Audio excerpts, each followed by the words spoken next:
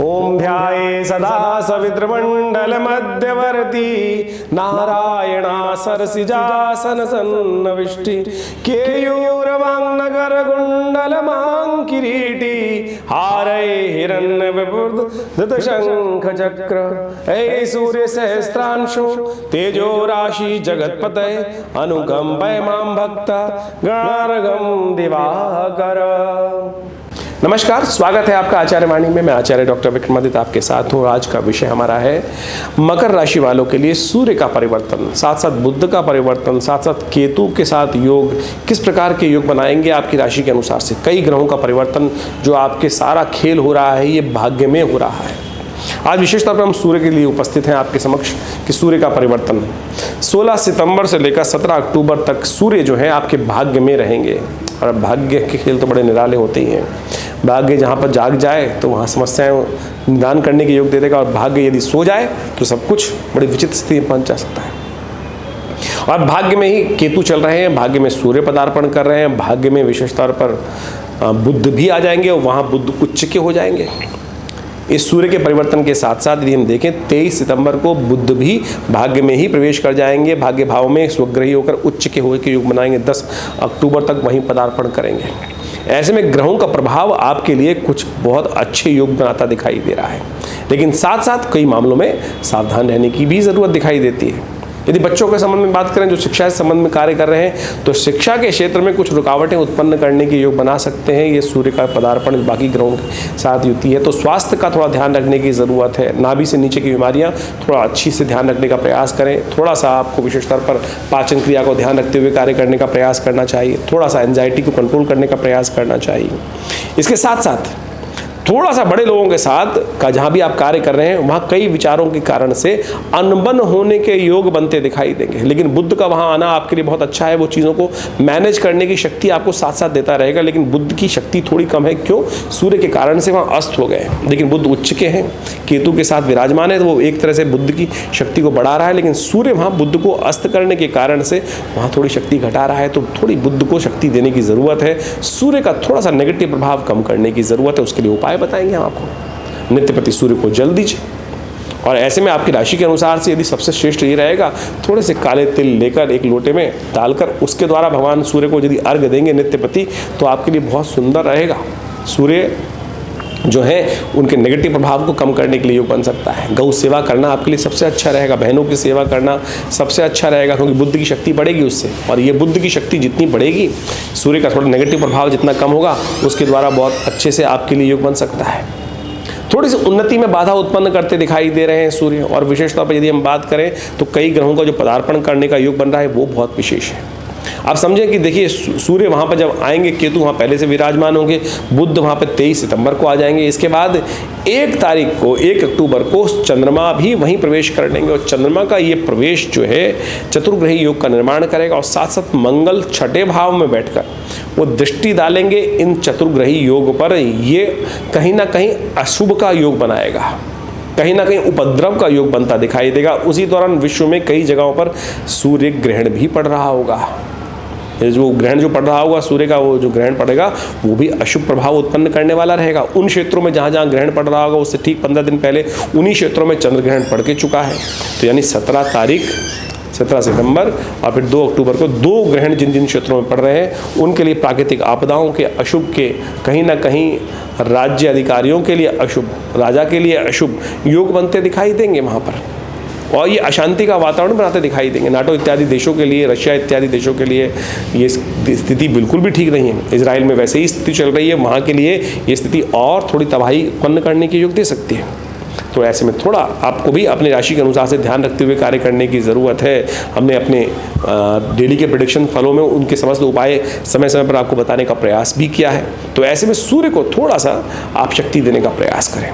सूर्य को नेगेटिव प्रभाव को दूर करने के लिए सबसे बढ़िया आपकी राशि के अनुसार से जैसे उपाय बताया हमने, नित्यपति जागें जल्दी, और सूर्य के लिए थोड़ा सा एक लोटे में काले तिल डालकर ओम गणेश सूर्य आदित्याय नमः इस मंत्र का जप करते भगवान सूर्य का दर्शन करते हुए उनको अर्घ दे दें तो बहुत अच्छा रहेगा। इसके साथ साथ आपके ग्रहों की दशा किस प्रकार की है वो तो आपकी जन्मपत्री से देखने को पता चलेगा, लेकिन गोचर के प्रभाव को हमने आपके समक्ष जो उपस्थित करने का प्रयास किया, समझाने का प्रयास किया, उसको आपको अच्छे से समझने का रास्ता बना लेना चाहिए। ये धीरे धीरे प्रभाव कहीं ना कहीं धन लाभ के योग भी बनाता दिखाई देगा, कहीं ना कहीं थोड़े शांति के साथ। कानून में कार्य करते हुए, यानी रूल्स एंड रेगुलेशन फॉलो करते हुए यदि आप काम करेंगे, धर्म भाव में सब ग्रह बढ़ रहे हैं, धर्म के अनुसार यदि कार्य करोगे ना, तो बहुत बढ़िया तरह से सुख का योग बना सकता है आपकी राशि के अनुसार से। लेकिन कहीं भी गलत कार्य की तरफ जाकर कार्य न करने का प्रयास करें। स्वतंत्रता थोड़ी मनोमस्तिष्क में ज़्यादा रहेगी और यात्राओं के योग भी बनते दिखाई देंगे इन समस्त योगों के कारण से। और कहीं ना कहीं ऐसा भी बन सकता है कि थोड़े आपके अपने जो निजी लोग हैं वो कई बातों में आपका विरोध उत्पन्न करने के योग बन सकते हैं। थोड़ी कठिनता जरूर है, लेकिन लाभ के योग भी अवश्य बनते दिखाई देंगे इस परिवर्तन के दौरान। ग्रह नक्षत्रों का प्रभाव हर व्यक्ति के हर जीवन में अवश्य होता है। कण कण पर ग्रहों का प्रभाव होता है। सूर्य तो प्रत्यक्ष देवता है और सूर्य तो नित्यपति हमारे यहाँ प्रत्यक्ष देवता इसलिए कहा गया है कि बाकी समस्त देवताओं के लिए तो आराधना पड़नी पड़ती है, वर्षों तक उनकी साधना करनी पड़ती है, मंत्र जप करना पड़ता है। लेकिन सूर्य चंद्र ऐसे प्रत्यक्ष देवता है, नित्यपति अपने समय पर अपना दर्शन इस संसार को देते हैं और अपने कार्य में संलिप्त रहते हैं। और इस सूर्य की वजह से ही संसार में समस्त कार्य चलते हैं, चाहे वो जीव जंतु हों, चाहे वो मानव हो, चाहे वो हवा हो, चाहे वो बादल हो, सब प्रकार से वर्षा इत्यादि समस्त प्रकार से सूर्य ही उनके मुख्य केंद्र बिंदु माने जाते हैं। इसलिए सूर्य का प्रभाव प्रत्यक्ष और अप्रत्यक्ष दोनों रूप से होता है। प्रत्यक्ष प्रभाव तो समस्त संसार को पता ही है, अप्रत्यक्ष प्रभाव ज्योतिष ने उसका अनुसंधान शोध कर समझने का प्रयास किया और वही हमने आपके समक्ष उपस्थित किया। और सूर्य को ठीक करने के लिए अनेक उपाय शास्त्र में विद्यमान है। उन सब उपायों को आप करें तो बहुत सुंदर तरीके से आप अपने कष्टों को जीवन से दूर करने के योग बना सकते हैं। शास्त्र में अनेक प्रमाण उपस्थित है जिनके द्वारा सूर्य के विभिन्न उपायों को हमें अवश्य करने का प्रयास करना चाहिए। सूर्य के देवता जो विशेष तौर पे कहे जाते हैं, सूर्य की जो आराधना की जाती है गायत्री के अंतर्गत की जाती है और सवितुर देवता उनके हैं, गायत्री छंद है विशेष तौर पर। और समस्त अनिष्टों को दूर करने के लिए भगवान सूर्य को नित्य प्रति अर्घ देना सबसे श्रेष्ठ भारतीय संस्कृति में बताया गया है। सूर्य को अर्घ देने का भी एक पूर्ण वैज्ञानिक तरीका है। किस प्रकार से सूर्य को अर्घ देते हैं, ये नहीं कि केवल लोटा लेके जल डाल दिया। कहा जाता है कि सूर्य को अर्घ देने के लिए एक जर्मन साइंटिस्ट ने रिसर्च की और जर्मन साइंटिस्ट ने उसको प्रत्यक्ष रूप से आज मॉडर्न तरीके से समझाने का प्रयास किया कि होता क्या है कि सूर्य को जल देने से।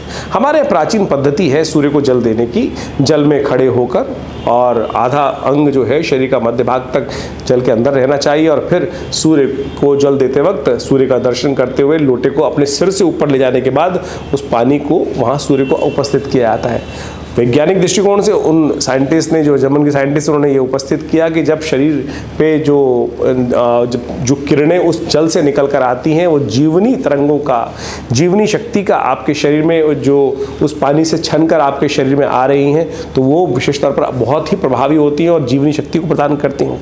हमारे यहाँ मेघ स्नान का भी बड़ा वर्णन आता है। उसमें भी जब सूर्य निकला हुआ हो और तब बारिश पड़ रही हो और यदि वो बारिश सूर्य के जो किरणें हैं उनसे चार्ज हो जाती है और वो पानी जब शरीर में पड़ता है तो वो भी जीवनी शक्ति का और बहुत सारे शरीर में आदि व्याधियों को दूर करने के लिए बड़ा उपयुक्त माना जाता है। इसलिए इस जो बारिश में जब सूर्य निकल रहा और उस समय जब मेघ पड़ रहा हो, बारिश पड़ रही हो, तो वो सबसे ज़्यादा उपयुक्त स्थान से माना जाता है। उस बारिश में भीगना सब प्रकार से, बारिश का पानी शरीर में पड़ना सब प्रकार से शुभ और विशेष तौर पर बीमारियों को दूर करने वाला, जीवनी शक्ति को संचार करने वाला माना जाता है। तो इसी प्रकार से जब वैज्ञानिक जो बाहर से जर्मन ने साइंटिस्ट आए और उन्होंने हेल्थ मैगजीन में उनका एक आर्टिकल भी विशेष तौर पर छपा जो लंदन से छपती है। तो सोचें, भारतीय संस्कृति में हर चीज़ को जो समझाया गया वो कहीं ना कहीं आदि भौतिक आदि दैविक के साथ साथ वैज्ञानिक प्रमाणों पर भी सत्य रूप से प्रतिष्ठित बैठती है। तो हमको समझने का प्रयास करना चाहिए। तो सूर्य का प्रभाव आपने समझा, किस प्रकार से सूर्य परिवर्तन होते हैं और सूर्य का परिवर्तन का प्रभाव जो आप पर पड़ रहा है उसमें आप अनेक प्रकार से उनको ठीक करने के लिए मंत्र जप कर अनेक प्रकार से समस्याओं को ठीक करने के लिए उसका रास्ता अपना सकते हैं। तो आप सबको उनका मंत्र जप और साथ साथ आदित्य हृदय स्तोत्र का पाठ करना चाहिए, गायत्री का पाठ करना चाहिए। सूर्य के निमित्त गेहूं का दान सबसे श्रेष्ठ माना जाता है, वो आप अवश्य रूप से करने का प्रयास कीजिए। देखिए, सूर्य का यह परिवर्तन आपके लिए बहुत विशेष बनता दिखाई दे रहा है और इन उपचारों को कर आप उन समस्याओं को ठीक करने का रास्ता भी बना सकते हैं जो जीवन में सूर्य के द्वारा और विभिन्न ग्रहों के द्वारा उपस्थित होती हैं।